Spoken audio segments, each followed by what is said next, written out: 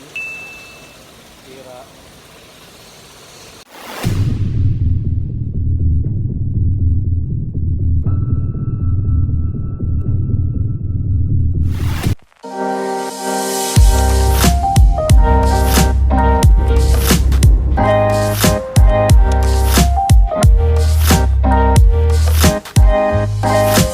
Hello mga katuto, what's up? Welcome back sa ating munting channel.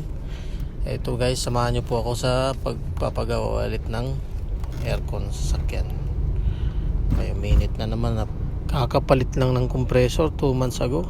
Ngayon bumigay na naman. Mahirap talaga pag sa maling tao ka napunta. Kahapon nga pala pumunta na ako para ipa-estimate yung gastos at saka ma-order yung pyesa. Dito napansin nila kay na may tagas yung sa may ibabaw ng transmission. Sabi niya hindi na rin kailangan bilhan ng pyesa dahil kayang tapalan. Dito mo mararamdaman na honest yung mga mekaniko nila at saka lalo na yung mga kabayan natin. So ayan, dito sa pangatlong araw bumalik ako na may daladalang idea galing sa Google at saka sa YouTube. Naisip ko lang na total magpapalit din naman ng condenser at saka expansion valve. I-try muna, baka sakaling lumamig. So hindi na kailangan bumili ng compressor. So dahil maaga tayo dumating, sarado pa sila. Dito natin malalaman kung talagang magpapalit ng compressor.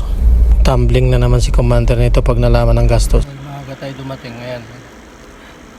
Dito na mag-almusal. Rebisco. Ayan, paparating na sila. Dating na yung bus nila.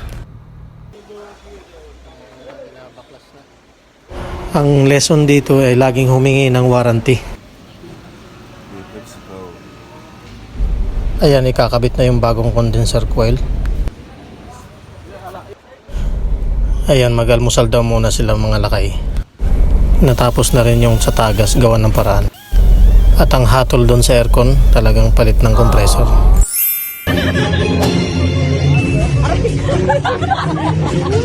May hagdan.